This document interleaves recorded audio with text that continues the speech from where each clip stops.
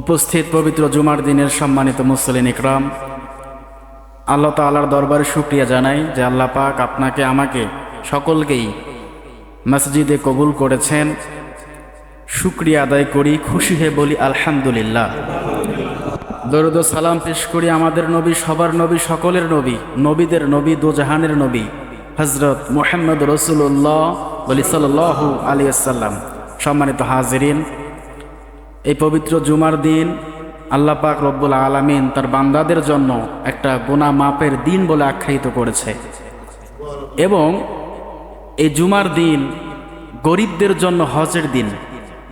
কারণ যাদের অর্থ সম্পদ কম, টাকা পয়সা কম, রসুল বলেছেন তোমাদেরকে 6 লক্ষ 7 লক্ষ টাকা খরচ করে বাংলাদেশ থেকে মক্কা মদিনায় সৌদি আরবে গিয়ে হজ করা লাগবে না, কারণ তোমাদের সামর্থ্য নাই।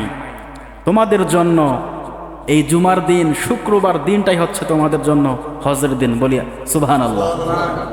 তো আজকের এই দিনটা বিশেষ করে আমরা যারা আছি অর্থ সম্পদ কম, আমরা যারা টাকা পয়সা খরচ করে হজে যাওয়ার মতো সামর্থ্য আমাদের যাদের নাই, আজকের এই দিনটা আমাদের জন্য গুরুত্ব কিনা বলেন? গুরুত্বপূর্ণ দিন, অবশ্যই অনেক গুরুত্বপূর্ণ দিন।